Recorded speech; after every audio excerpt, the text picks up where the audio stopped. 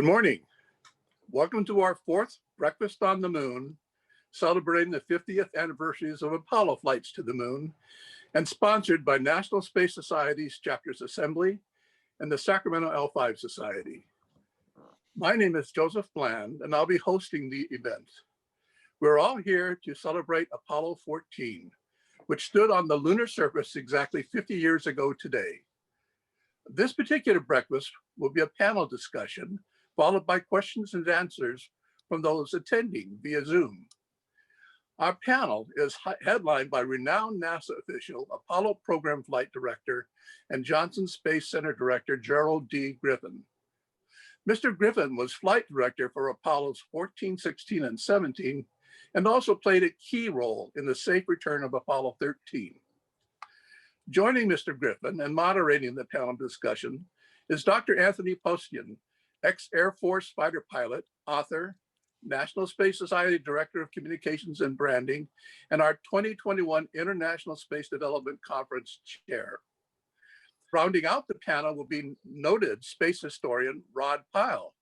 Mr. Pyle worked with NASA at Jet Propulsion Lab and Johnson Space Center, has written many books covering the history and technology of space exploration and science, and is also the editor of our Ad Astra magazine.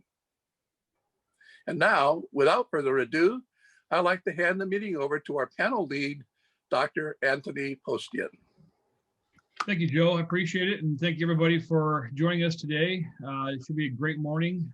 Here in Des Moines, Iowa, it's snowing and it's 6 degrees or 5 degrees, whatever. So hopefully it's better weather where you're at. Today, we're going to talk about Apollo 14, but we're going to talk about all things Apollo as well. We're not going to just going to limit it to just Apollo 14, because Apollo is a holistic thing that covers all kinds of different things. And there's a lot of fun things to chat about this morning. So first of all, because we're using technology to do this, if it can go wrong, it probably will. So I want you to be prepared for that. We could have some latency issues, or people could cut out. So please be patient during all that. And I apologize now if there's too much glare off the top of my head. So with that said, hey, Jerry, let's kick it off with a question for you right out of the box, because I believe that people who are younger, who maybe their experience with Apollo pretty much comes from movies or what they've read, but specifically movies. I know a lot of people who've watched Apollo 13, the movie Apollo 13, and think that Gene Kranz, who was played by Ed Harris, was like the only flight director for the entire Apollo mission, and he was there 24/7 during the entire thing and never left. So can you talk about how many flight directors there were during Apollo, the roles of flight directors, what you did, the various teams you guys oversaw, and those types of things? Okay, and if can you hear me okay, Yeah. Tony? If not, I'm going to turn off my video. Okay, I've had some speed problems this morning. Yeah, the movie did, and I was part of the reason for that, and I'll tell you that at the end of this, but it kind of put the wrong shadow and the wrong light on the flight directors. There were actually 6 of us that carried from Apollo 7 to the first manned flight on to the end. That was, it was Gene Kranz, it was Glenn Lunny, it was a fellow named Cliff Charlesworth, a fellow named Pete Frank, Milton Wendler, and myself. And we rotated shifts throughout and responsibilities throughout every mission. For instance, I was lead flight director for Apollo 12 and Apollo 15 and Apollo 17. Now, lead flight director was responsible pre-flight to pull the mission together. And but then as soon as the mission started, the lead flight director was no different than the other 3 or 4. Sometimes we used 4 teams, sometimes we used 3. And we found out we could rotate things, particularly at lunar distances, and make it work better. But we were all equal. When we got to the movie, and I was a technical advisor, in fact, I think you can see over this shoulder, my director's chair from 13. Ron Howard told me early on, he said, I don't have time to develop 4 characters, because we had 4 in Apollo 13. So he said, is it going to give you trouble if we make a composite character and Gene was on duty when the flight or when the tank exploded. So I said, no, as long as we can stay technically correct. That's my worry. Well, I had no idea it did give the impression, I think, that by and large, Gene Kranz was the flight director. And, but it just wasn't that way. And I kid Gene that, we made him famous with that movie. And, but it was a team effort. Each team had a color. I was gold, and we used that to say the gold team's going to do this, and it was faster than saying Jerry Griffin's team or whoever. And so it was much like a staged play with teams that did certain things for every mission. That's a long answer. Yeah, I know that's great. So, so we'll get into Apollo 14 here in a minute, but you mentioned that you were the lead flight director on Apollo 12. So just take us through your feeling, and what you what you can remember during the launch, because for those people who may not know that, when Apollo 12 launched, it got hit by lightning twice shortly after launch, and it threw everything into total chaos. And so, and you were the lead guy on that. That was your first launch, I believe, right? That you were. It was. Yeah. So talk about that for a second. Well, it was an interesting time because it was my first time to be on the console for a Saturn V launch, which was a thrill. And it also happened to be the first time the launch director, a fellow named Walt Caprian at the Cape, was the launch director. It was the first time he had been in that role. I had known Cappy for a long time. So as you can imagine, after the mission, we got a lot of kidding, the two of us, these rookies launching into a thunderstorm. And actually, the weather wasn't all that bad. It was the Cape's call to whether we could launch or not. But as you say, we lifted off. About 35 seconds later, something happened, and our data completely froze in the control center. We had gibberish on our screens, and the first thing I can remember this like it was yesterday. The first thing I did was, "Are we going to have to abort?" Of course, that was my thought, and because we could hear static is about all we could hear. And I looked at the trajectory plot, which was down on the front wall, that big wall that everybody could see, and we were right on the money. We were going right up the curve. Now, the reason for that is that the Saturn was the guidance system that was controlling. And thank goodness the lightning didn't affect that computer. It did get to everything pretty much in the command module. Conrad could have aborted. I think he had enough cues that he was concerned that he said he considered it. But again, he didn't hear anything from us. You had to have two cues to abort. And all he saw was that his lights went essentially out. In his master caution and warning panel, which was a matrix of lights that were red and green and amber and so forth, lit up like a Christmas tree. And Pete was he was, as you know, a very excitable guy anyway, and talked fast and great guy, great pilot. He hung tight, and long story short, we got in there. I can remember it was about a millisecond long in my thought process. Am I going to have to be the first flight director that aborted a Saturn V in flight? And that lasted about that long. But and this is a theme that I think I would talk about a lot. Our training was excellent, and it kicked in there. You do that enough. You do this thing enough. You simulate and you handle failures in simulation. And as a matter, you swallow the panic. The panic cannot control you. You've got to be calm, and that's what made the best, not only flight directors but flight controllers. That whole room was filled with guys that could swallow the panic and keep it calm and keep it cool. John Aaron was a mid-20-year-old flight controller that got us back on path. He said, have him try SCE to aux, and all of us that are space buffs know what that is. I had no idea what that switch was because we had never fiddled with it. We had never used it in simulations or anything. And nobody, Jerry Carr, the Capcom didn't. Pete Conrad, when we called it up, the first thing he said was, "What the hell is that?" And but Al B knew where that switch was. Thank goodness. And when he went from normal down to auxiliary, we got all our data back. And from then on, it was a good flight. It's one of the cleanest flights that we've ever had after that kind of inauspicious start. Yeah, I know that, again, going back to the movie Apollo 13, again, and I bring this up only because I know a lot of people who they view the entire program through that one movie, right? That's their lens Right. to the program. And I know that, I understand Rod Howard had to create some drama and some emotion in the movie, but I think he inaccurately kind of misrepresented, mission control and how they were somewhat emotional and got really stressed about things. And because in all the chats I've had with you and others, that was not the case. No.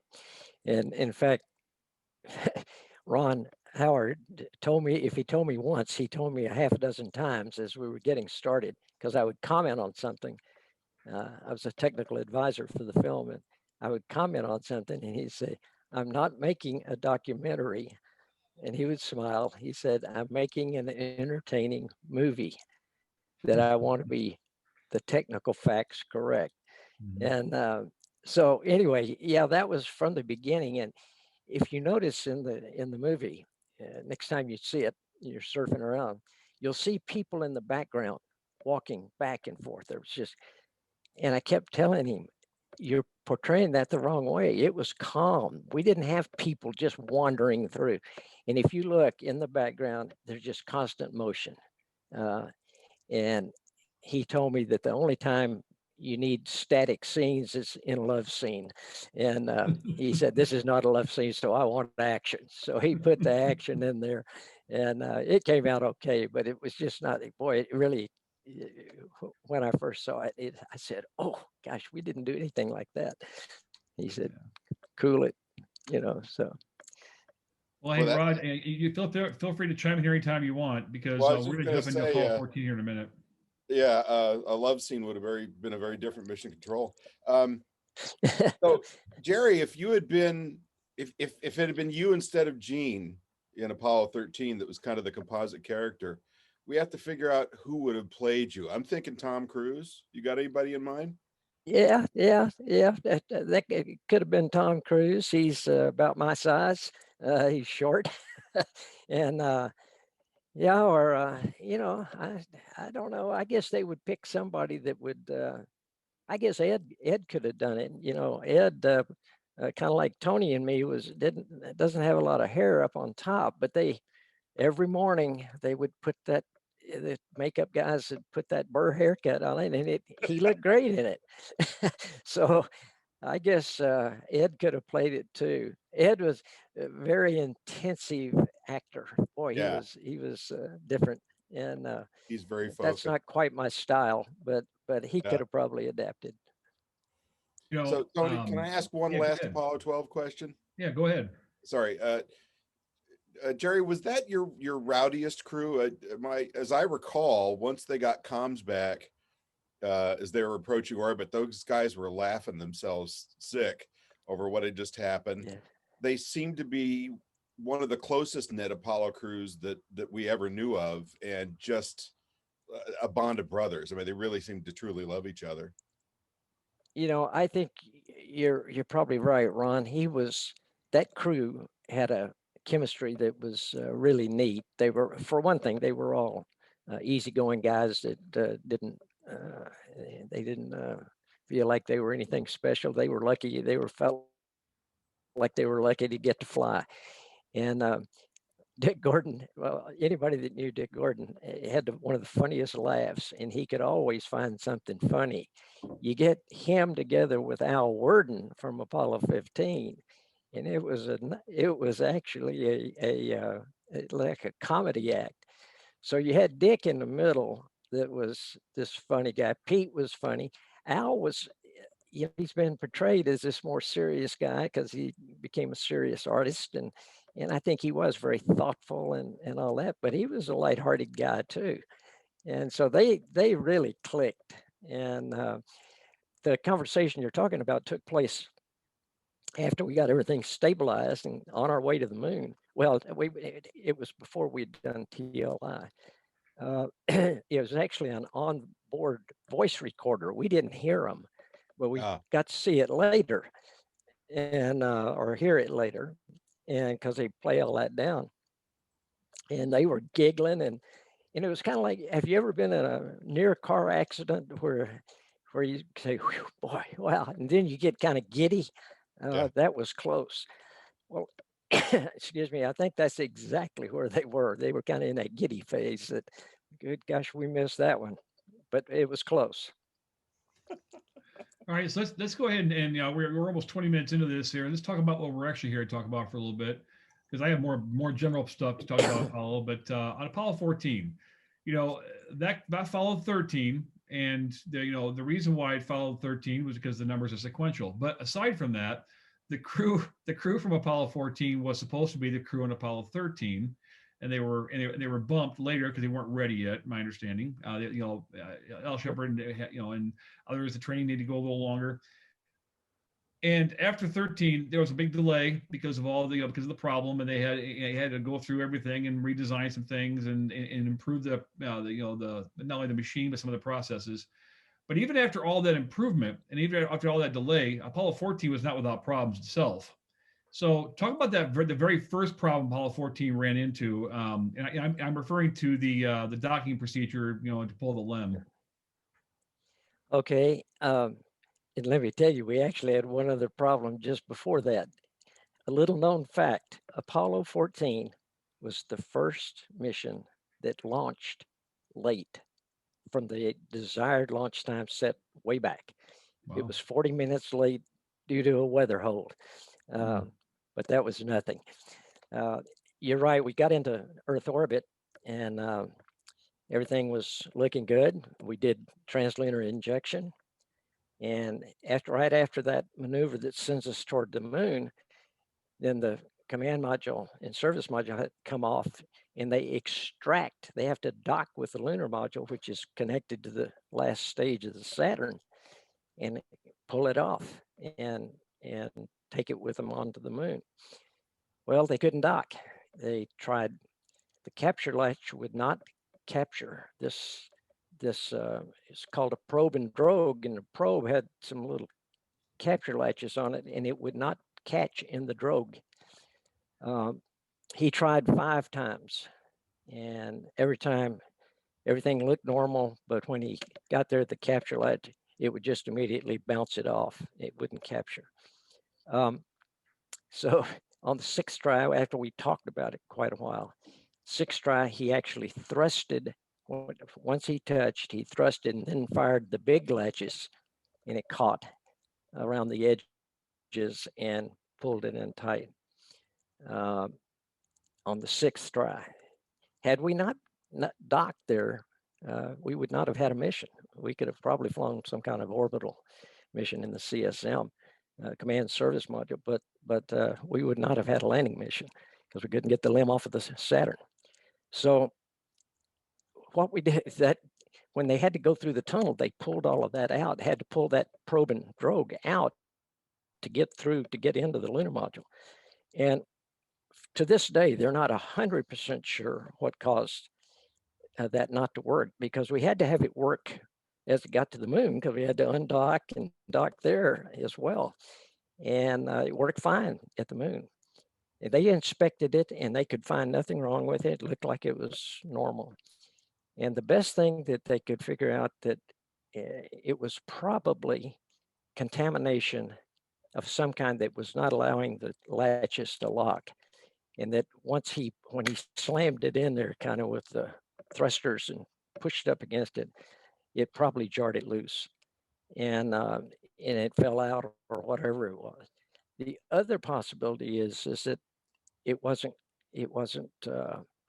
cocked right. Those latches had to be cocked in order to be spring loaded to to grab when they were called on. So if you read the mission report after it, you can tell that there was still quite a bit of uncertainty of what happened. But after that, it worked just fine. They brought that probe home, which if you listen to the voice transcripts, they talked about for a long time where to put it, because it's heavy for one thing. They had to get it CG right and all of that. But they finally found a place to put it. When they inspected it, when they got it back on the ground, back on Earth, couldn't find anything wrong with it. So, but we almost lost the mission right off the bat. And thank goodness we didn't. It wasn't our last problem. Right. No, it wasn't the last one. It was a before dandy to start with. But before we can talk about the next problem, what do you think? Again, this is a hypothetical because obviously there's no way of knowing that. But after Apollo 13 happened, there was some concern about the program, about the successful failure that it was. But it's like, wow, we can't have any more of these big problems, because if we have another big mission failure, that could be the end of the program. Was that thought running through anybody's mind during Apollo 14? They're like, oh my gosh, here we go again. Another big problem. We can't finish the actual mission, and so on and so forth.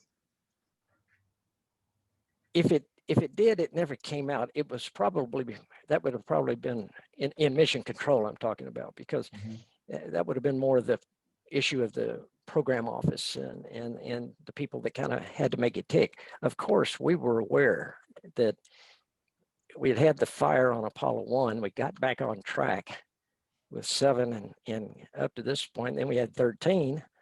And I think we were all cognizant of the fact that this program could be in trouble if we have another major issue. But we didn't worry about that. We were kind of had our heads down. Remember too, we were all young guys, kind of like being in a fighter squadron.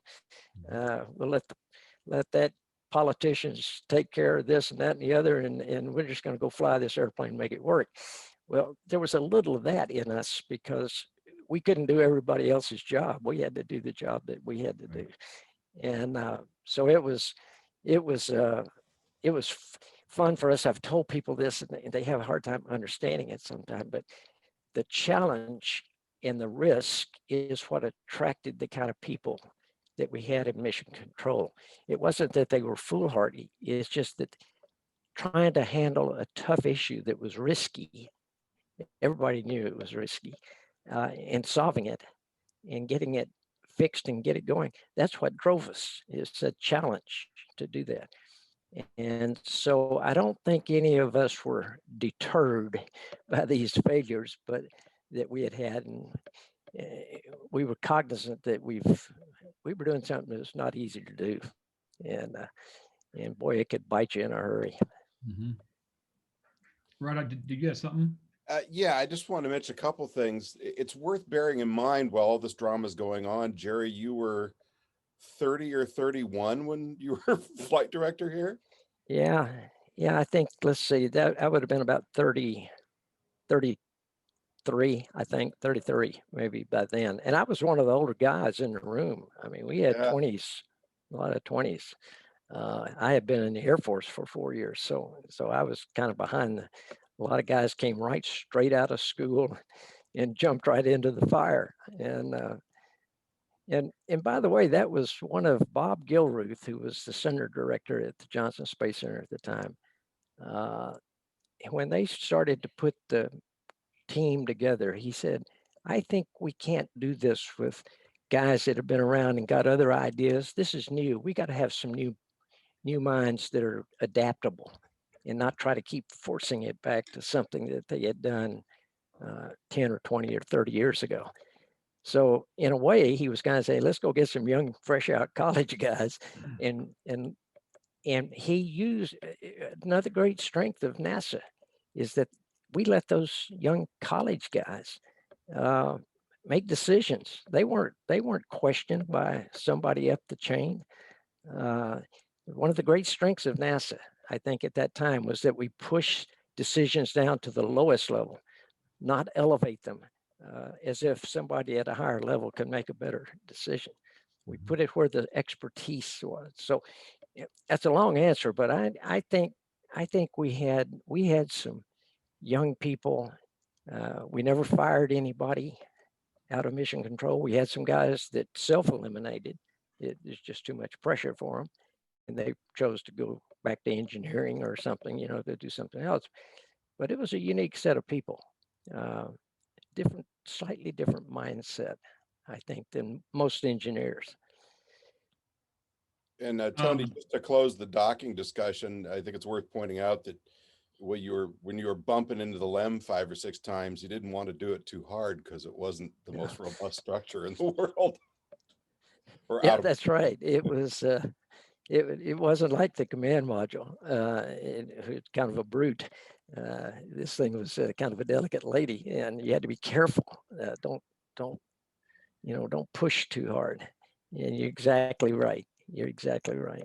Yeah, I mean, they could inside the LEM, you know, they could almost just kick their foot through the side of it. I mean, it was so thin. I mean, it wasn't a lot to that structure. So let's talk about. And probably the audience. Excuse me, I was just going to say the audience needs to know too. That's because it didn't have to re-enter the atmosphere. Right. It was all time operational. There was no atmosphere, so they didn't have to have a heat shield or anything like that. Excuse me. Go ahead. Oh, that's fine. All good information. So before we get to the fun stuff of Apollo 14, let's go to the second problem and let's get all the problems out of the way first. So there was a big second problem too. So you got to lunar orbit, you know, you undocked, you're going in for the landing. Talk about the landing, and also talk a little bit about landings in general, because, you know, you oversaw a number of landings, and, you know, I'm sure it's a stressful time too, because it's like, you know, this is the moment, right? This is the big thing you're striving for in every mission. And there was a problem on this landing as well. Yeah, we had 6 landings on the moon, and every one was kind of a thrill. It's kind of like a Saturn launch, only this one was happening 250,000 miles away. The first problem we had with this mission, though, is they were undocked, and there was a thing called an abort button. It was a round button that if the crew was descending and decided to abort, all they had to do was hit that red button, and it would light up, and they would separate the ascent stage from the descent stage, and they would come back up into orbit around the moon and rendezvous with the command module and come home. Now, this is for a case where the descent stage was not working correctly, and they had to get off of it. They were getting ready to kind of a pre-landing check, and that red light came on, indicating that the switch had closed. Now, it wasn't, at that time, nothing was hot. They hadn't been armed yet. And so they called down and said, hey, we got an abort light. And the guys on the ground could see that it had indicated closed. So we did like all good electrical problems. We told him to tap on it. So he tapped on the button, and the light went out. And so we mulled that over a little bit, and then it came back on. And so we had him tap it again. I think we had him tap it throughout this time about 5 times. And each time it went out. So we concluded there was some kind of contamination inside the abort switch that was shorting across the contacts, probably a solder ball. We called it a solder ball. Ball of solder had come off of a connection or something and was shorting the switch. So now what do we do? Because if we had started down and that thing had shorted, we would have aborted.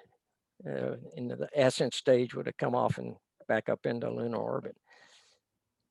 And thank goodness, a young fellow at MIT Draper Labs, they had designed the software and built the computer, came up with a fix. His last name was Isles. I don't know how old he was, a young guy. He got a big award for it. But it was a series of numbers that the crew had to punch into what we call the DISCI, the display keyboard, just a computer matrix thing, and just numbers that bypass that switch, so that if the light came on, it wouldn't abort. And I never will forget, we were reading that up it was just a series of numbers followed by enter, and then enter some more numbers, and enter some other. And we were coming across the front side of the moon. And I remember Ed Mitchell saying, he was telling the ground, watch me closely, because we got to be careful we get this in here right. And we could see when he made a keystroke. So he would go boom, boom, boom, enter. And he was going real slow. Well, we got it in there. Now they could still abort, but it took about 2 strokes on that same diskey. They could abort. It would just take them a little longer. The button was out of the play now. So they started down, and guess what? The light came on, but the bypass worked, and they continued and went on down, as we know, and had a very nice landing. Landed with quite a bit of fuel remaining into a rugged area, which I think was really good for Al. It showed that Al Shepard he was a good pilot, excellent pilot. Let's talk about Al for a second, because, you know, he was the first American in space. He flew on the Redstone, which was about 1/4 as tall as the Saturn V. So that's a big shift in rockets for him. You know, and all of a sudden he was kind of like, he was like the guy, and then he kind of just was not the guy anymore. And then all of a sudden he comes back and he flies Apollo 14. So what happened with Al? Because not everybody knows the story why Al Shepard kind of stopped flying for a long time. Because I think a lot of people assumed back then he'd probably be one of the first Americans on Apollo as well. So talk about Al for just a little bit. Yeah, Al was, like you say, the first guy, first American to go into space. And I assumed that he would be right in line to, go to the moon early. But he either developed or had all along that they hadn't caught. I don't know. He had an ear problem, an inner ear issue. And it's got a name, starts with an M, and I can't remember it. But anyway, Meniere's disease. What is it? Meniere's disease, I think. What is? Yeah, Meniere's, something like that. Yeah, and he, so he was grounded, couldn't fly, and so I never heard him complain. He was big in the astronaut office. He was still there. He was there on missions and that kind of thing. What I didn't know, and I don't think many people knew, is he went out on his own and with private doctors and got the ear fixed. He got it fixed. So he became eligible again. Now, I guess we all know he was 47 years old when he went to the moon. And I'm really happy that he had that opportunity after I don't think he ever thought he would fly. I think he was a little bit like Deke Slayton, who had a heart issue and he couldn't fly early on, but eventually made it on Apollo Soyuz. And those guys had been at it a long time, worked hard. Both of them were good managers. They jumped in and tried to help any way they could. And I think we were all happy that Al got a chance to go. And I remember on 14, after they got on the surface, they were trying to get up to the rim of a thing called Cone Crater. And it turned out to be a lot steeper than anybody thought. And he was huffing and puffing, but he was in great shape and he handled it well. He and Ed both did. But it was an interesting time. And I think we were all happy that he got a chance to go. Yeah, well, now we had one we had one other problem with the landing, and that was you want to go head into that, Tony? Go right ahead. They started the descent.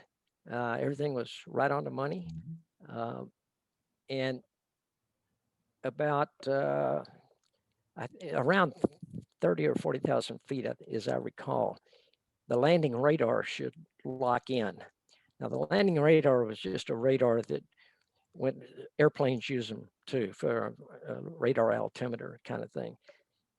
It measured the exact height of how high the lunar module was above the lunar surface.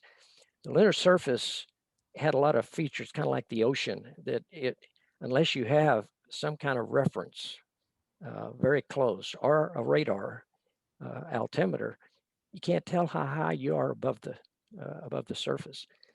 And so we had a mission rule that if the landing radar didn't lock on and give him a correction to his altitude, it was an abort.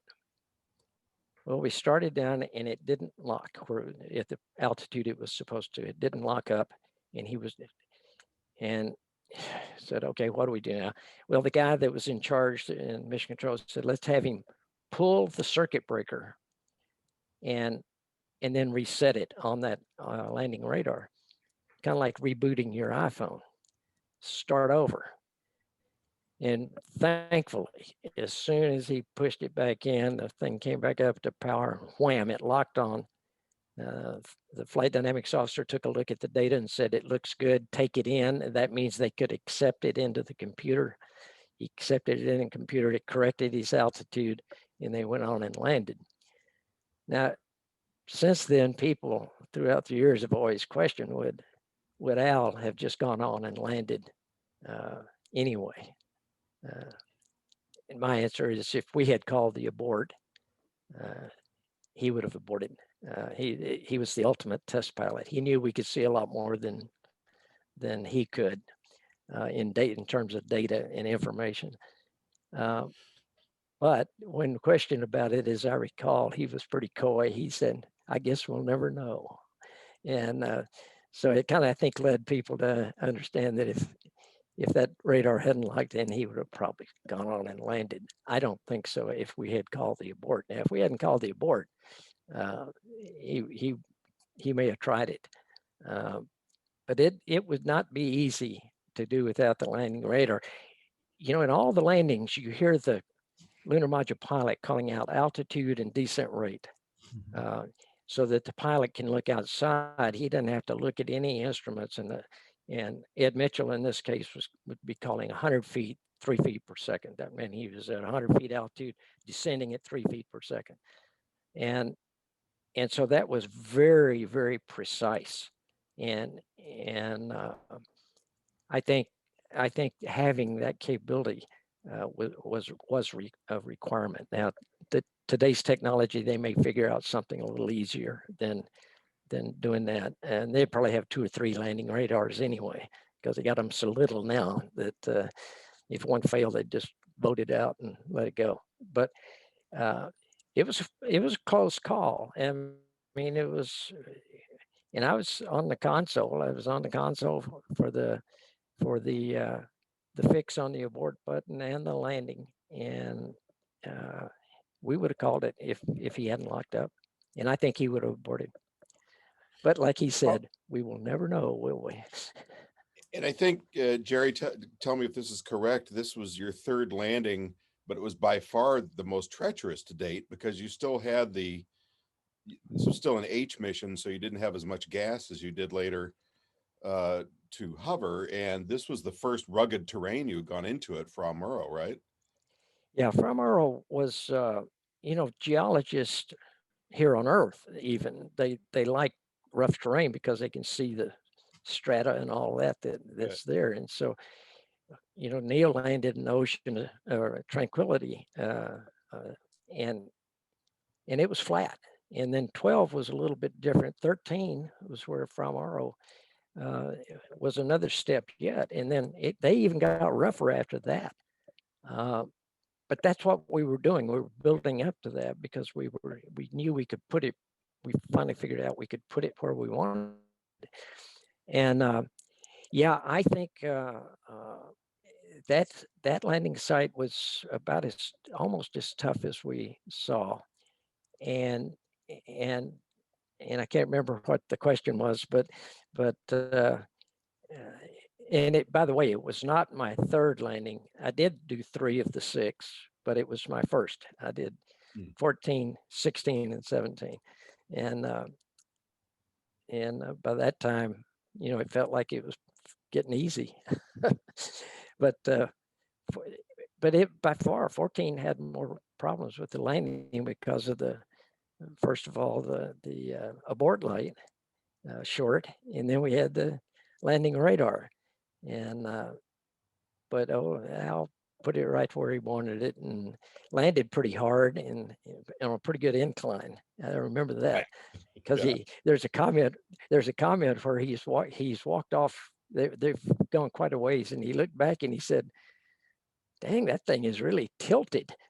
He was looking back at the lunar module from up on side of Cone Crater, and it was at a pretty good angle, but the ascent stage could handle that. So.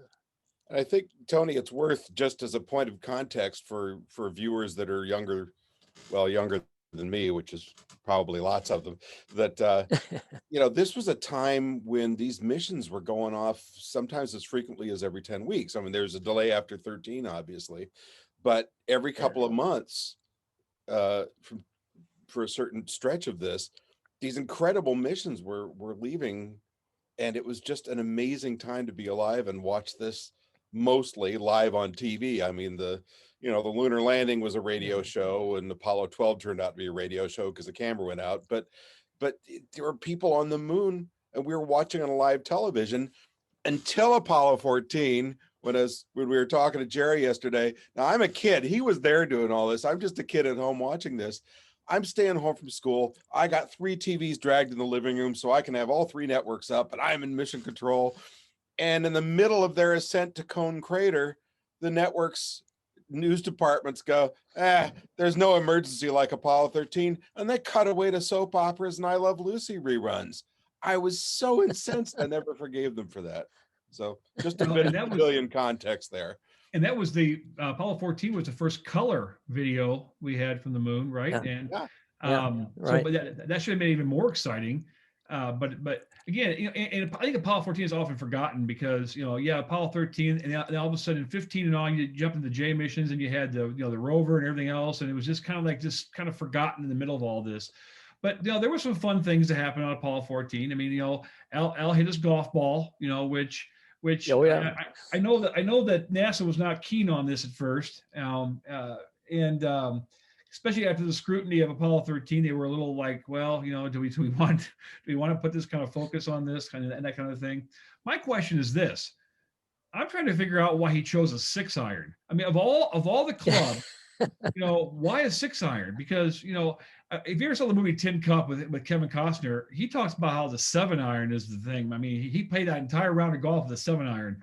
So no one ever asked him that question that I know of. Do you know, Jerry? Did anybody ask him why he picked the 6-iron? Well, I don't know, but I got a good guess. I think every golfer, and I used to play a lot of golf, has a favorite iron, particularly. And it turned out 6-iron was my favorite. I felt like I could always make good contact with it. There was just something in it. It may have been something that simple. Now, of course, he probably knew too that he was essentially hitting out of a sand trap, right. And it wasn't going to be easy to swing one-armed in a spacesuit, and that the 6-iron might have had a good chance of acting a little bit like a sand iron if you hit it fat, which I think he did on the first one, meaning hitting behind the ball. And he could at least get the ball up in the air. And if he made good contact, he could really send it out there. So, right. Which I think he made better contact on that next shot. And let me say something about 14 that I think is important. When we started going to the moon, we were focused on the transportation aspects. I can just tell you that we wanted to make sure we could get them out there and get them back. And that was the focus, particularly on starting about the first real landing, 11. We want to make sure that all of that ascent stage and rendezvous and getting them out and getting them home and all that. So we were very much transportation focused. 14 was a period, was kind of a start of a pivot that really finished with 15 when we got the rover, where I thought, and all of us thought, that now we got this transportation pretty well nailed down, a lot better than we did when we started. And so now we can get into real exploration. And if you think about what they did on 14 in terms of exploration, as opposed to just getting there and getting back, it was phenomenal. They went much farther away. The traverses were farther away from the lunar module. Got some great science. They did get high enough on Cone Crater that they got the kind of samples they were looking for at the rim. And they didn't quite make it to the rim, but they were close enough. And so I think 14 has, like you say, it's kind of been in many ways kind of bypassed. They had the big thing with 13, and then we started those J missions with rovers running around the moon and neat TV and all that. And 14 kind of got misplaced or lost somehow. It was a very, very big step, I think, in teaching this country, or at least showing this country that we could go to a foreign body in the solar system and explore it. And I think we owe a lot to 14 to kind of mature our thinking. Let me say it that way, that we can do this and we can do it well. And then we topped it off with those last 3 rover missions that really brought it home. But 14 played a role in that. Well, you know, we talked about Al Shepard, and he by far is probably the most famous of the 3 astronauts that went to the moon on that mission.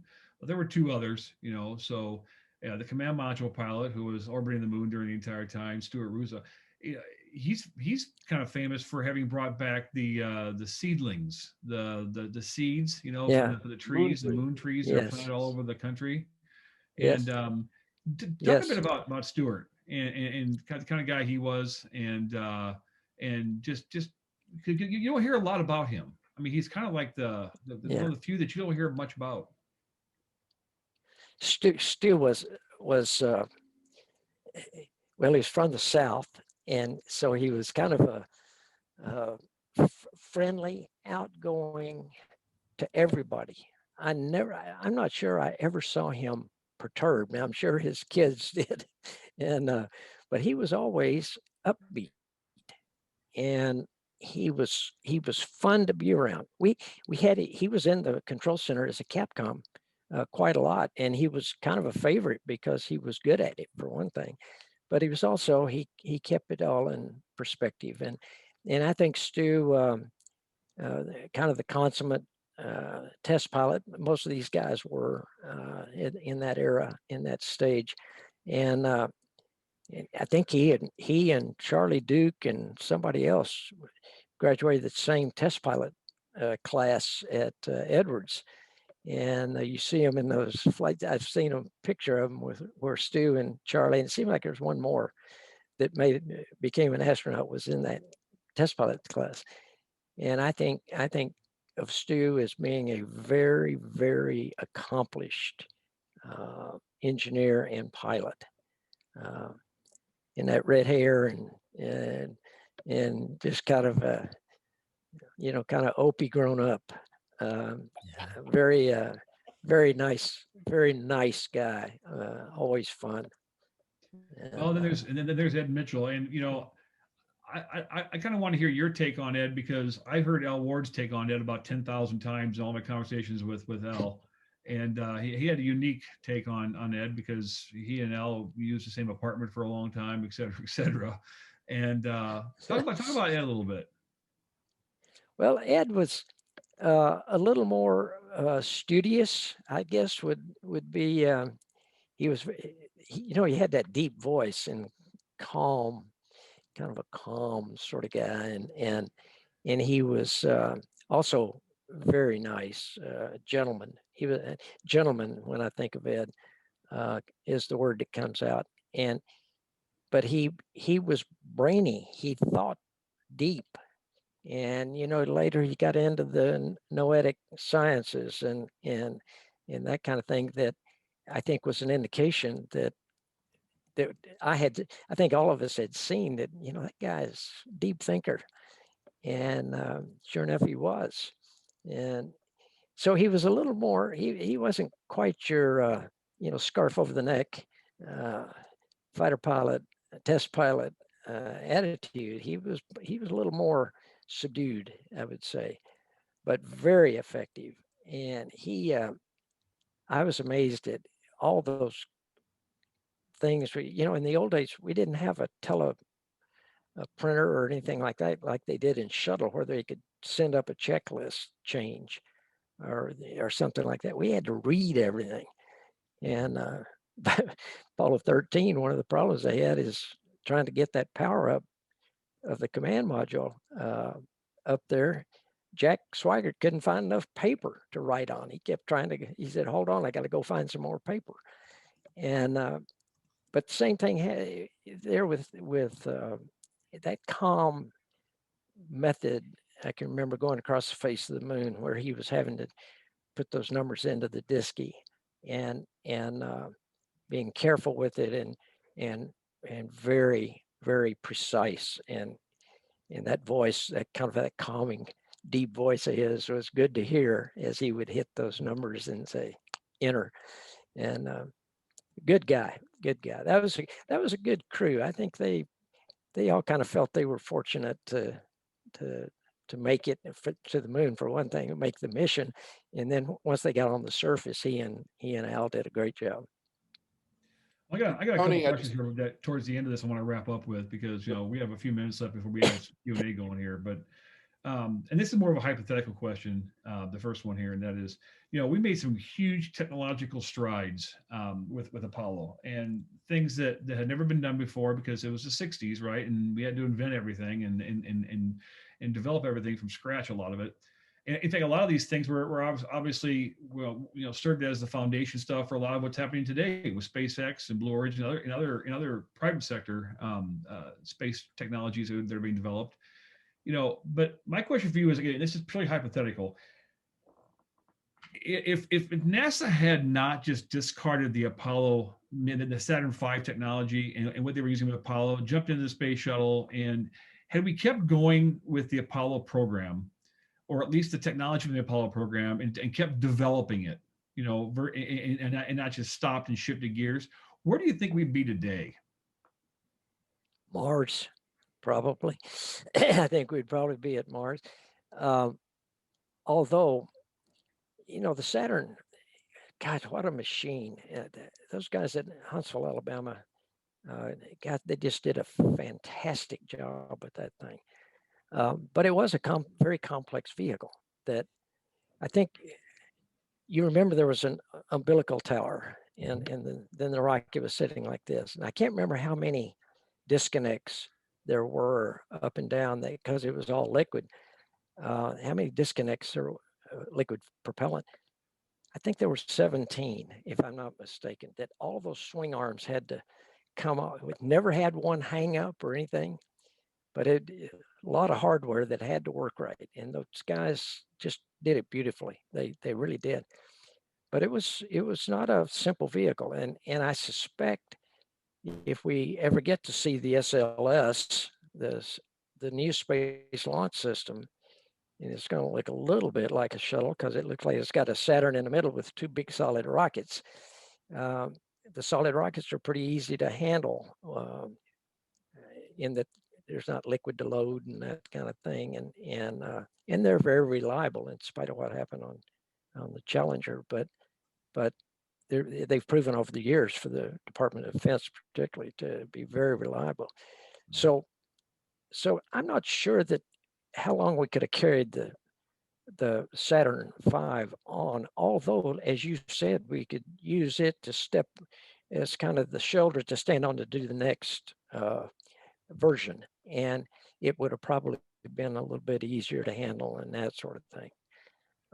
I know von Braun was not big on solid rockets. I've been told at one time he called them JATO bottles, jet-assisted takeoff in an airplane. And he said those are JATO bottles. He believed in that liquid. Oh, yeah. And so that's what we focused on in those early days was the liquid propellants. And liquid oxygen and liquid hydrogen, great propellant, but they're volatile and they're hard to handle. So you got to be careful. And I remember, let me tell you real quickly, I remember on the last mission, Apollo 17, we were on the way home and I was on duty. and the guys kind of gathered around. The crew was sleeping, and I remember they gathered around my console. We were just kind of talking. Well, this is it. We weren't maudlin about it or anything like that, but this is it. And said, yeah. And I said, I remember saying something like this, that, well, maybe it's okay because, we'll move on. 20 years from now, we'll be on Mars. And that was 1972. I said that. So we missed it a little. I'm not very good at those kind of predictions, I guess. And, but I really thought we would. I thought we would keep on going, not necessarily with the Saturn, but this would just be a next step. Now we've been hung up in low Earth orbit since then, and with people, we've done plenty in deep space with robotic spacecraft. But maybe SLS Artemis will get us there. I hope so. Well, you mentioned All before do. that you were a technical consultant on Apollo 13, but you also were a technical consultant on Contact and Deep Impact and Apollo 18. Come on, Jerry, what the heck on Apollo? I don't know if anybody has seen Apollo 18, but You probably haven't. did you know what you were getting into when you agreed to I be a saw technical it. consultant on Apollo 18? I'm watching this movie and I'm like, oh, I had no idea what to expect. I had no clue. I saw the name. I thought, well, okay, this could be some, dystopian thing or whatever. I don't know. So I'm watching this and all of a sudden I watched what it dwelled into. And I'm like, what am I watching here? And I found out you consulted on this movie, Jerry. So, I mean, I did. That movie was shot in Vancouver. Great director, Spaniard, Spanish guy. It was a Weinstein film, by the way. The Weinstein, when they were still in business, believed in just throwing out a whole bunch of movies, and one of them might hit and stick on the wall and make a lot of money, like King's Speech and that kind of thing. But yeah, I knew kind of what it was, but that script developed after we got into it. And for the people that haven't seen it, it's a mission that starts out normal, going back to the moon. It starts out normal and it ends up paranormal. It is weird. yeah, it is weird. And they wanted me primarily for the look, for the suits and all of that. And there's a lot of running around on the moon, and they wanted, to make it look like it was 16G, and they used cables to pull the guys up a little bit, and then script, which I worked on just for the technical pieces. Mm-hmm. So yeah, that one, that probably didn't make very much money, and not many people saw it, and thank goodness. But I was fortunate to also work on Contact and Deep Impact, you mentioned. So I got to work with Jodie Foster and on Contact, and Robert Duvall, Bobby Duvall, his friends call him. You had acting roles. You actually were in those two movies, right? You had roles in those. What were you? What were you in those movies? I've been typecast. I'm Mission Control. I was in the control center, and I keep trying to break out, and my wife, my wife says I'm a has-been, and I said, no, I just haven't found the right script yet. I'll find it one of these days. But it was a fun time, and working with those pros, like I got to work with Hanks and then Jodie Foster and then Robert Duvall and other guys and directors and all there. It was amazing. It was a good. But Apollo 18 was not in the same category. Yeah, we'll call that a blip. Honey? And by the way, you're right, I was an actor in those things, and I still get residuals. So everybody buy those DVDs or sign in online, every time. Get it those on the internet or residual something. checks we're famous for, right? That's right. So Tony, just want to make a quick point. It's really hard to find. I looked for a long time, but there was a study or two about would it have been cheaper / more effective to consider to continue flying the Saturn V as opposed to developing the shuttle. And my understanding is if you amortize overall program costs, the Saturns would have been, with more lifting capability, roughly 50 to 70% the cost of the shuttle program. So it would have been cheaper and arguably safer. although with obviously a different capability. I also just want to mention about Edgar Mitchell. You know, he was a very spiritual guy, as you kind of alluded to, Jerry, and came back and founded the Noetics Institute, which was kind of a half theological, half philosophical organization, and even tried famously some ESP experiments during the Apollo 14 flight. But I think what I most remember him for in terms of his awareness of what he had come back from was that he really, I mean, Frank White coined the term overview effect, but I think Edgar Mitchell first articulated it back in, I believe it was 1971 or 72. If I may read a couple of salty words, this is a quote: "You develop an instant global consciousness, a people orientation, an intense dissatisfaction with the state of the world, and a compulsion to do something about it. From out there on the moon, international politics looks so petty. You want to grab a politician by the scruff of the neck, drag him 250,000 miles out and say, 'Look at that, you son of a bitch.'" And I thought, that is the most salty but eloquent thing I can imagine a lunar astronaut saying. And it's just a sensational testament to who he was. So Yeah, Jerry, I think, oh, go ahead. I'm sorry. I was just going to make a point that I think that's an excellent point on Ed Mitchell. He, and I tell you another guy that said something that I thought was I think every astronaut that went to the moon felt this way, that we went to the moon and discovered the Earth. Bill Anders said that on Apollo 8, when they looked back and saw that little blue marble out there, and like you say, with no borders and politics and all that stuff. I think it affected all of them. Jerry, let me just finish up one thing here. You know, Alan Bean once told me, because I asked him point blank once, you know, what he thought the greatest thing about Apollo was. And he told me that, in his opinion, it was that a whole bunch of average people could come together and do something completely extraordinary.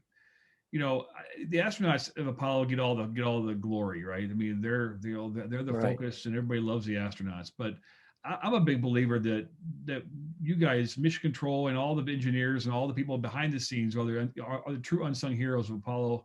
And that was a well-oiled machine that got us there. It was a totally different mindset and a totally different perspective than that of one of the flight jockeys, we'll call them, that got on top of those rockets and took the risk. Yeah. You know, just finish up by just talking a little bit about the general climate during the time of Apollo, and how you guys were able to stay focused and balance life, both personal and work life, because it was a lot of work in a short period of time. Yeah, you're right. You're right on the money. I think it was Kranz or somebody that said we were better than our sum was much better than our final output or whatever was better than just summing us all up individually. The team concept, I don't think I've never been any more impressed with, and I use this analogy. We almost lost the personal pronoun I. You didn't hear the word I very much. It was always we. And even when we were on the ground and the crew was in space, if they did something, we would say in a post-shift press conference, we did this and we did that. And they would say, we did this. And so my point is that there was this team effort that it permeated us without, we didn't think of it at the time. It became more apparent afterwards. And the idea that there's something that you hit on, the astronauts get a lot of the ink, mission control gets a lot of the ink. And the two of us put together were just a little tip of the spear of this gigantic underpinning that we had below us, that it would come out, it would be a mission control decision. Well, that decision started way down in the bowels, and by the time we got it and could understand it, there were probably 300 people involved in it. But the flight director gets the notice because he's got the control stick in the mission control room. But it was a national, boy, I can think of Apollo 13. We had people running simulations at Bethpage where they built the lunar module, at Downey, California, where they built the command service module. We had every center was cranking and going and helping us run one test after another. By the way, the contractors could run tests that we didn't have any access to. They had the original gear there in the setups. So yes, it was a team effort, and it was a lot more than just the astronauts and mission control. It was the whole country. Yeah, you Wow. made just to wrap up with this one last thing. Ken Mattingly was once talking with a bunch of us about how during Apollo 13, you would step out. It was middle of the night. It'd be like 3 in the morning, and you'd step out of the building to back then get a smoke or whatever, and every light was on in the building. I mean, everybody was in their office. No, they weren't all called in. I mean, they weren't all required to be there. They all decided they wanted to be part of the solution to the problem.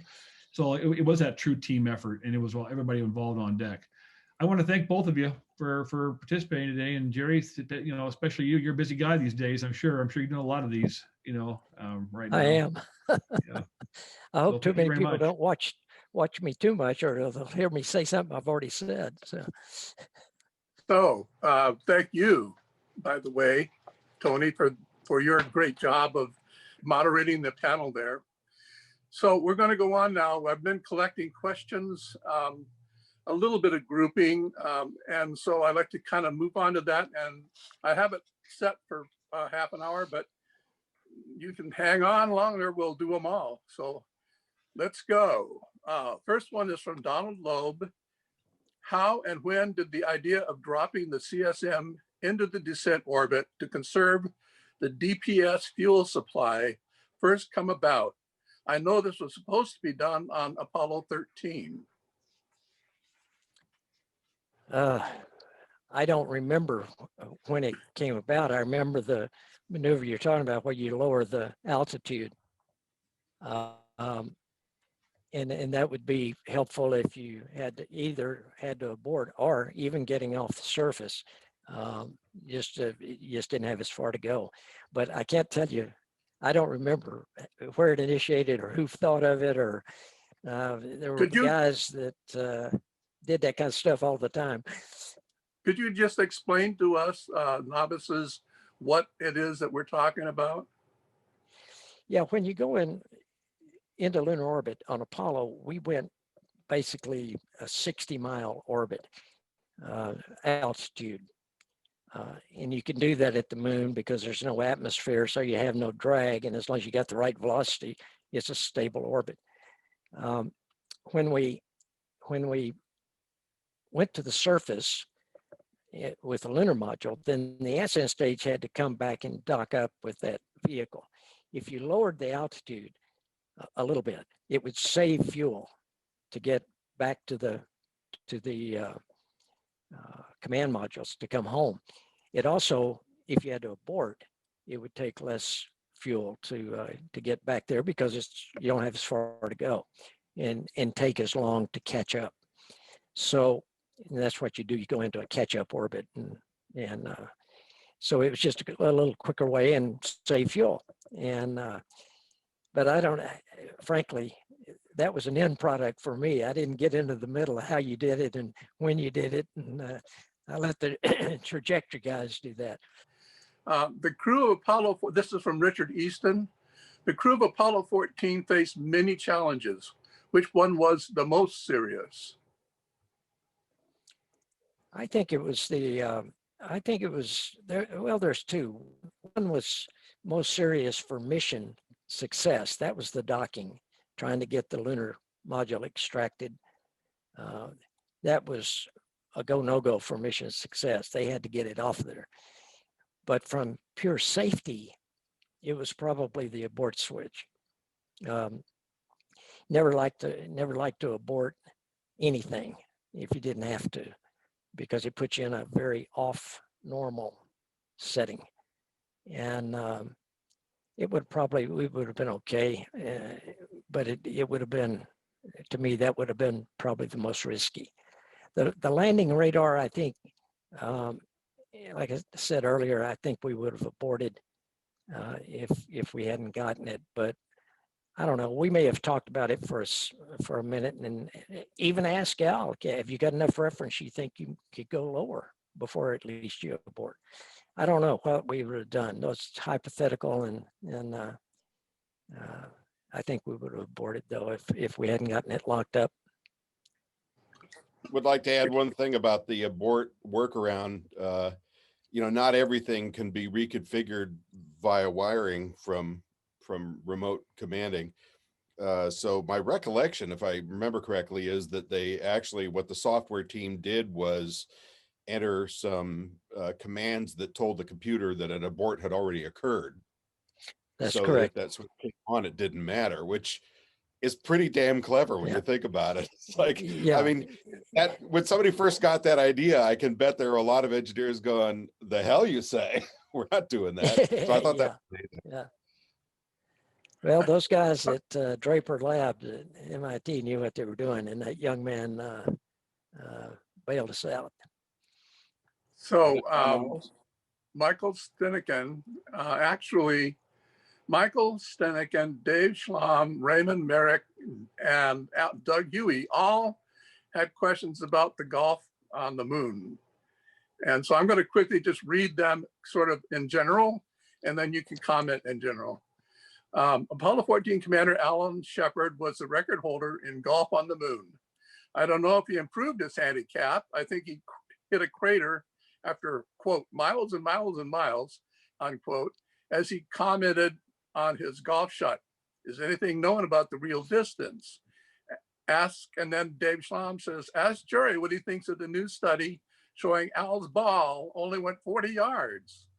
And then Raymond Merrick says, in the last few days, a news article shows a picture of the golf balls on the moon saying they only went about 40 yards. And then Dave Schlamm talking about the golf club. Al measured the length of the lunar sampling tool and it matched a 6-iron. That is why. And then Doug Huey said, Al should have designed a golf course for the moon. Any comments on the golf issue? Yeah, actually, Dave Schlamm is a good friend of mine. So, and I know he's watching. And he has worked with the USGA and so forth with all of that golf stuff. This study just came out where a guy had taken photography and gone through some process that I don't understand. And he determined that the first ball that Al hit went 24 yards. And that was kind of a shank off to the right. And then the next one was the one that went 40 yards. Right. Now, you know, most golfers exaggerate. And so, and here you got a guy on the moon in a spacesuit swinging one arm. I think both shots were hit a little fat behind the ball instead of clicking it. And he probably couldn't even see the ball too well because of the pattern of how you had to turn your head and all in that spacesuit. And get turned, you had to turn your body. Well, anyway, he may not have even seen the ball. So, but the point he was making, I always thought was kind of a good scientific point, that if you hit a golf ball on the moon, there is no atmosphere and there is less gravity. You're going to hit it a lot farther than you would on the Earth, no matter whether you hit it fat or whatever. And I always thought that was kind of the message, and it was a good one. And you know, none of us in mission control even knew that he was going to do that. All of those guys had something on the moon that they did that we didn't know about, like when Dave Scott dropped the feather and the hammer to show that they would hit the ground at the same time. And but I thought that was, yeah, he owns, I think Al Shepard owns the moons as a golf course. And I don't care how far he hit the ball. You know, there are two things about that. First of all, I think I read somewhere where he carried to cut the golf balls and the head of the club. So all he brought was the head of the club in a tube sock. You know, one of his white tube socks up at his gear. I think I read that. But the other thing I keep thinking about with that is he kind of took a risk, because had he gone up there and muffed both of those shots, or was unable to do it, and everybody knew that after the fact, he would have never Yeah. lived that down. I mean, his No, I entire know. life. So. Yeah, I was it was a also- risk for him.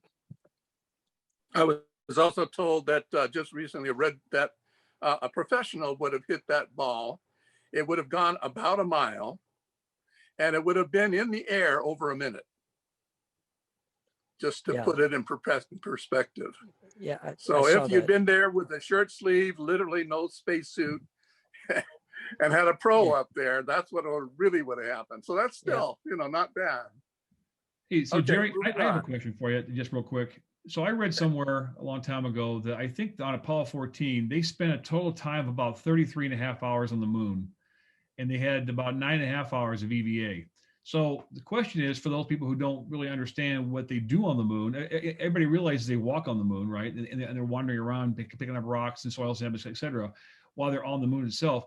For those other 20 plus hours, they're actually in the spacecraft. What are they doing in the LEM while they're sitting there for the rest of the time, other than sleeping? Well, sleeping and eating and recharging their backpacks with water and O2, which connected to the ship supplies, and they spent a fair amount of time trying to clean up that the lunar dust, which they're really working on for going back, was a big issue, and the stuff was like flour. And they said that, if you get it on a suit, try to brush it off, you just mashed it into the fiber. It was so fine, and it permeated everything. And so they had to be really careful about, they had locks on the suit at the wrist. They had the helmet rings. They spent quite a bit of time making sure those things were clean, because that could have been a big issue. Mm-hmm. They looked like coal miners, after they've been outside. I know Dick Gordon on Apollo 12, when he first looked at Conrad and Bean through the tunnel, when they got it docked and opened it up the tunnel, he said, "Good God, don't come in here like that." It's like, I've got my clean house over here. Don't be coming over here with those dirty shoes on. And I think they actually took their suits off in the lunar module, and they never saw the command module. But that dust was something else. So they did spend a lot of time trying to get clean between EVAs, particularly. And but they were always busy. There was always something to do systems-wise, housekeeping stuff. We would change it. We would actually say, "Hey, you were supposed to do this at this point, but don't." They would go into their checklist and say, "Okay, we're going to do this check or service or whatever it was. We'll do that later."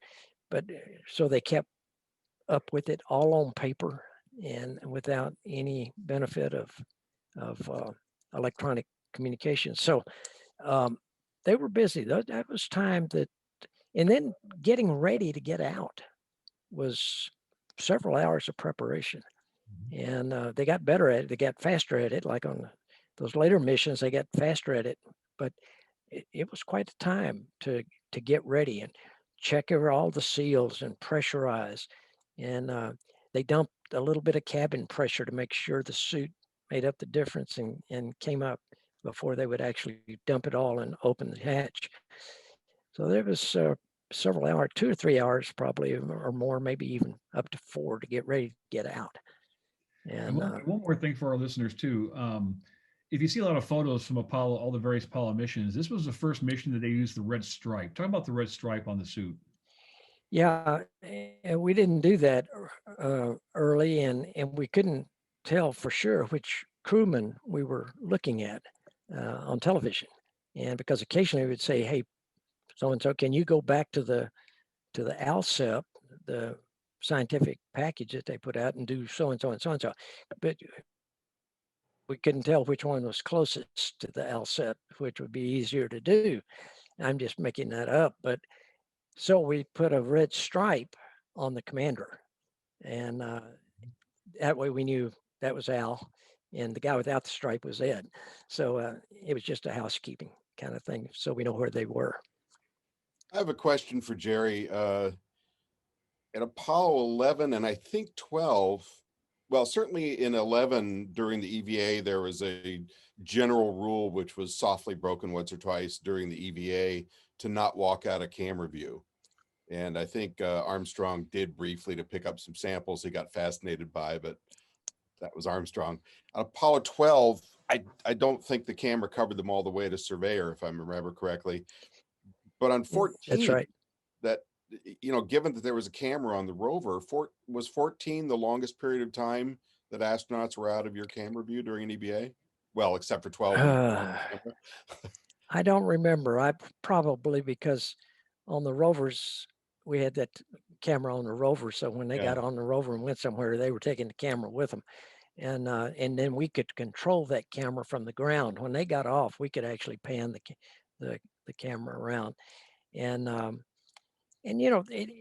there was two reasons for the television. One was obviously let the public share. After all, they were the shareholders in this enterprise. But the other did have a scientific value to it. And that is that we had an active back room that was full of the lunar scientists. And we were actually changing things, as I alluded to earlier. We were changing things in real time for them to look at or to do. So I was fascinated, but I couldn't take my eyes off the camera. And I did several of the lunar surface EVAs, like on 15, I did all of them. And I had to kind of every once in a while break lock with the picture and get back to the data to make sure I was paying attention to to what we were supposed to be doing. But those pictures are so pretty and high resolution for that day and age, and what a neat experience. Hope we get back. And you mentioned 15. I just have a quick question about that. Were you aware? I don't remember which EVA it was on, but they had it parked. They had the rover parked on a slope on one of the rills, and it started to slide. Yeah. Were you aware of that? Could you see that in the camera? Or was that only later? We were not aware of it. The camera may have been off at that point. I remember, and I can't remember which EVA it was either, but it was. I think if we had known some of the positions that they had put themselves in with the rover, or even walking, it would have scared us to death. We probably would have freaked out. But to them, I think it felt comfortable. And we didn't know they fell as much as they did. They fell down quite a lot. And and they would learn how to, it's kind of like a fish. They'd learn how to flip over and then push up. And but that's one reason they got dirty, because they stumbled and they fell. So anyway, by the way, on the dust thing, they're working on suits now that there's some kind of electrostatic repulsion. And I don't know how it works, but hopefully they can do something to keep that stuff, or come up with a different surface that could actually be cleaned and wiped off or something. In Apollo 13, when the CSM is docking with a LEM, the movie makes the sound of something like a jackhammer when docking. Is that a true sound when extracting, or is that Hollywood? Well, I've never been in a spacecraft in space that docked, but it was noisy. You could hear they always commented on the thrusters that, you would think they were small thrusters, that attitude control thrusters. And it said it sounded like a steam calliope, boom, boom kind of sound. And that one reason for that, the lunar module particularly was pretty tinny. I mean, very thin skin. And so it didn't stop much sound. So I think the command module was quite a bit quieter. And the lunar module must have been really noisy. So when you docked, it had to make it had to make noise, and you had the impact too. Now the impact was slow, but you got metal on metal, and so when that happens, and you know the crew, if you remember on 13, when the oxygen tank blew, they not only felt it, they heard it, and it really rattled the whole. And Fred Hayes was down in the tunnel area, I think, somewhere in there, and he said it was like, you know, somebody hit a tin can, you were inside it with a rock. So it was noisy, not quiet. And there was also pumps that they quite often, glycol pumps, things like that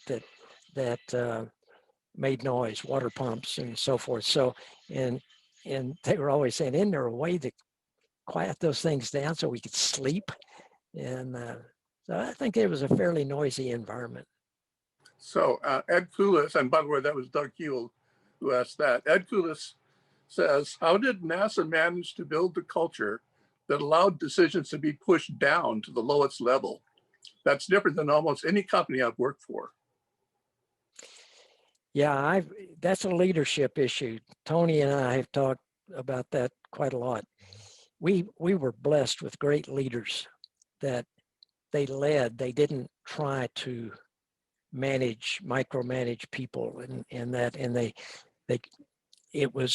was a time in I think it was late 70s, all the 80s, where the country was kind of eaten up with a term called total quality management. It's where you empowered people and held them accountable, but they did the work and blah, blah. And more companies were trying to get that way. We were blessed from the beginning. We had these guys say, well, we don't, you know, our leaders say, we don't have all the answers. You guys have the answers. And make it go.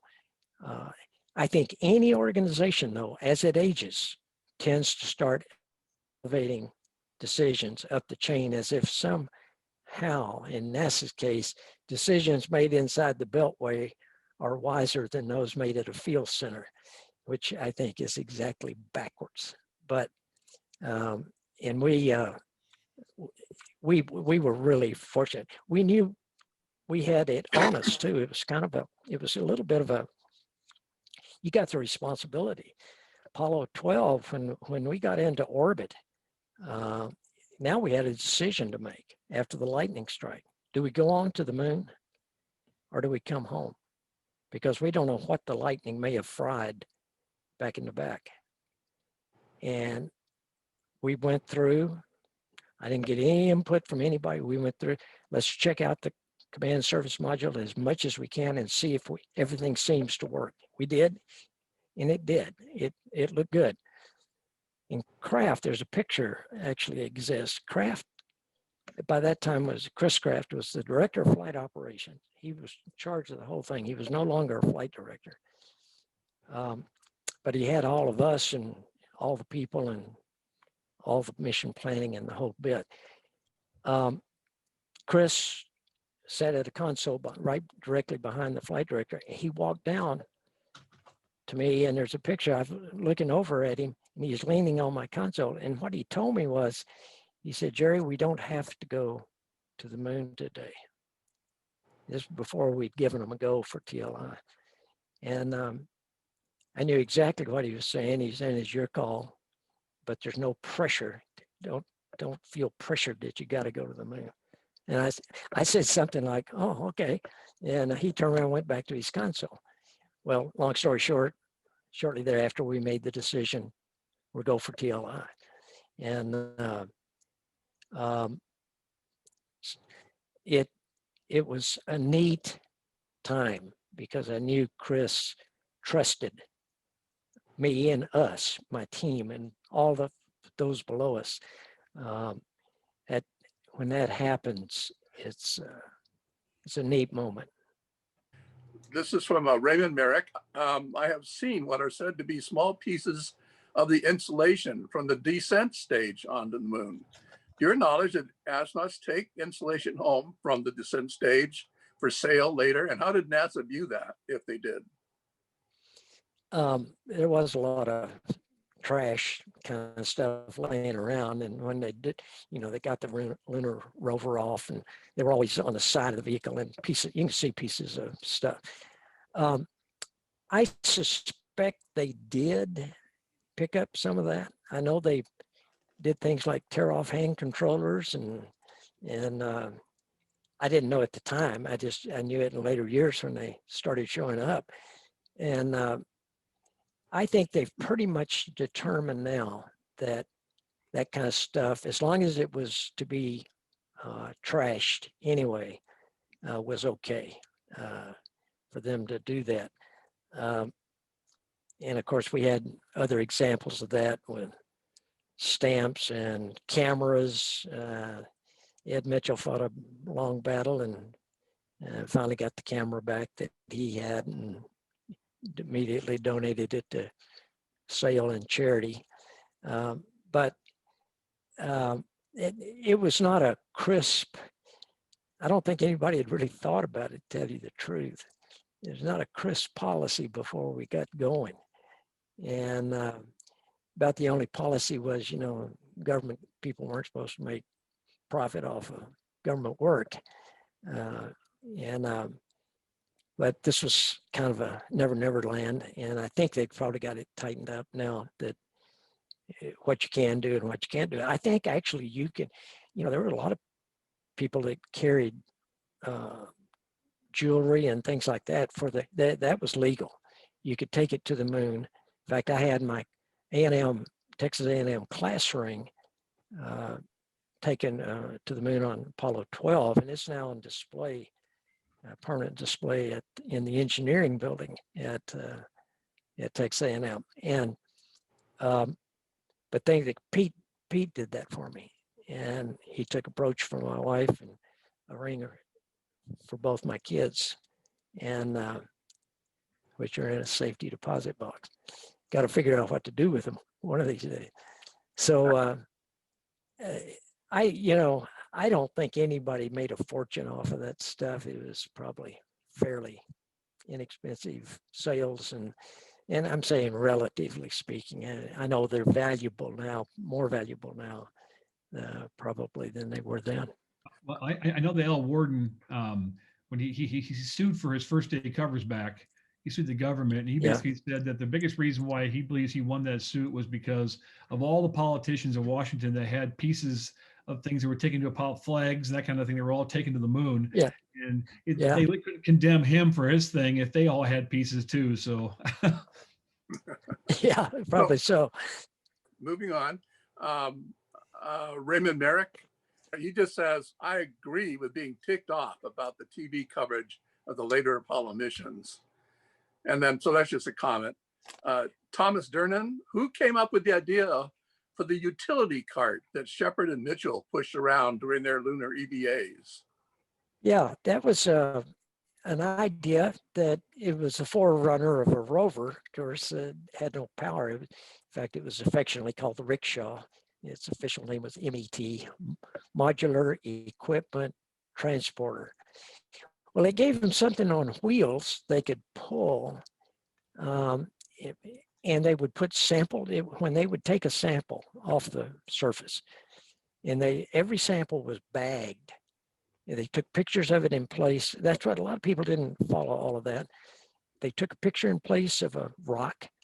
Then they would pick the rock up and put it in a bag that had a number, and they would take a picture of that too, so that they had a record of where that came from and what it looked like where they picked it up. Then they would put that sample on the utility cart. Before they had those, they literally had to hold on, put them in a pocket, put them on a hook on their belt or something, so they actually could put those pieces on the cart rather than hanging them on their body somewhere. They also then had tools, the hammers and the things that they used to get rocks and samples taken, chisels and kind of chisel tools, hand tools, and they could put those on instead of having to carry them. So it really did lighten their load and on their suit and their body. Now it turned out that in 1/6 gravity, of course, it didn't weigh a whole lot, But even at that, some astronaut had made a bet that when they started up Cone Crater, they would end up carrying that MET, the rickshaw. And sure enough, they did. When they got really steep, it was actually easier to grab it and just pick it up and carry it rather than trying to roll it. And but you could see that in a pretty steep climb. So it was an ingenious little deal. I think that helped them. It also left a track so that when they turned around to come back, they could get back to the limb even if they couldn't see it. Now that was true of the rover too, the big rover, that creating those tracks on those long traverses had a good, and if they had to walk back, they could have followed the tracks back. On the moon, the MET only weighed about 22 pounds, I think, even with all those tools, which is pretty amazing. Yeah. So, and then I'm just going to keep moving because I don't want to take too much more time. Okay. Robin Scott asks, do you think that the delay in going to Mars, your thoughts being 20 years at the time of Apollo 17, could have been beneficial with advances in current technology? If so, what do you think are the most important advances? Some of the systems that we used in our spacecraft some were essentially analog. They weren't even quasi-digital. Everything now is digitized, and so things are smaller and lighter. Touch screen, you notice on the SpaceX stuff. I've been inside the mock-up of the Orion spacecraft and the lander that Blue Origin and Lockheed Martin and Grumman are making a bid on, and everything is touchscreen. There's a few circuit breakers, I think, that are physical to get power on or off of an electrical bus, but everything else the technology is it's very clean and easy, which makes it, to me though, even more important we figure out this dust thing if you're going to be using touchscreens to switch systems on and on. But I think the technology would have developed even if we kind of, I think the space business did have a lot to do with making things smaller, miniaturization, but it kept going after that. The industry picked it up, making things smaller and lighter and that kind of thing. So I think we would have kept that going and probably wound up with a much better space. It won't be anything like what we might go to Mars with now, because we've had all these years to continue that development, but we lost the momentum of going into deep space. And I might say one thing about that. We've got to get our mojo back in deep space. And that's why I think it's important to go back to the lunar arena. It's our closest neighbor. It's only 3.5 days out there, 3.5 days back. We need, operating in deep space with people particularly is different. You can't get them home as fast. If there's a problem, the comm is not as easy by a long shot. And it takes a different feel. You got to think differently than you do in Earth orbit, where you can get down in a matter of hours.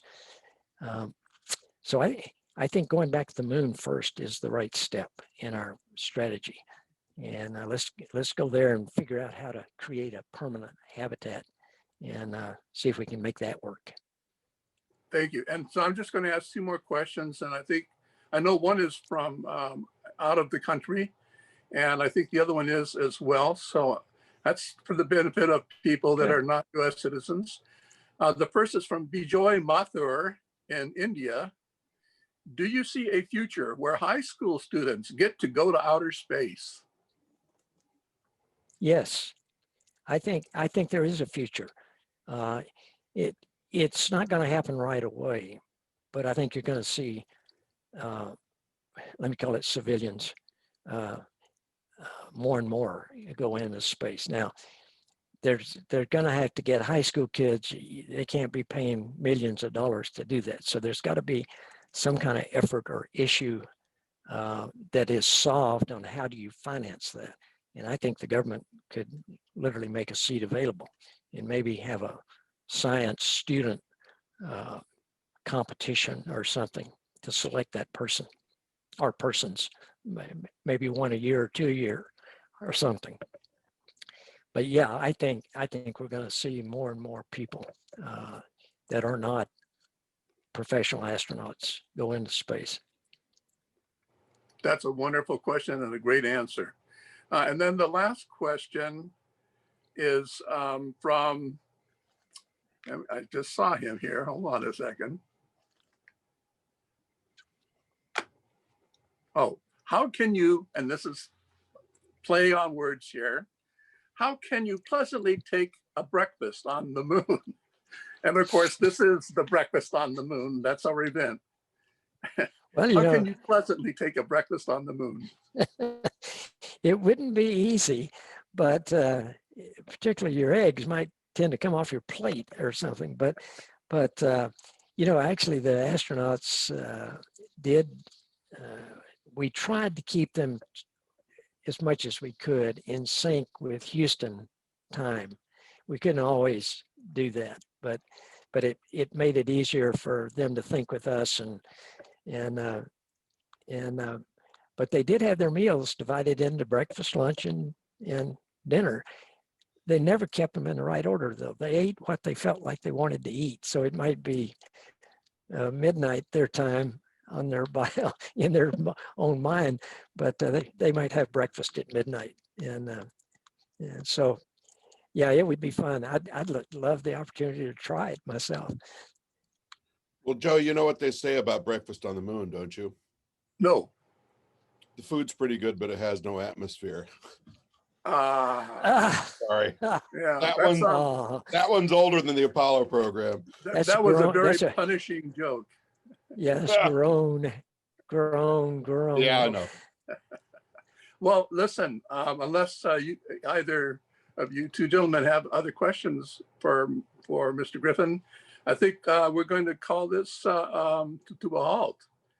We've done very well. We're only 15 minutes over, and I know you have other things going on. This is a great. It's great to have you with us. This is a wonderful celebration for those of us, especially locked away at home in this horrible pandemic that we have. This is a chance for people to, especially space geeks like me and the other people here, to really kind of go a different place, and that really helps us, I think. So I want to thank the audience and for all their wonderful questions, for their showing up. I want to thank Mr. Pyle for not only his incredible sense of humor, which we've now had exhibited, but for his contributions. I want to thank Dr. Postian for being the moderator for our panel discussion. And of course, Mr. Griffin, I want to thank you so much for having been part of this and really make a lot of people's, not just day, but maybe week and even month or even year. He made my year. So I want to say goodbye now, and we're going to sign off.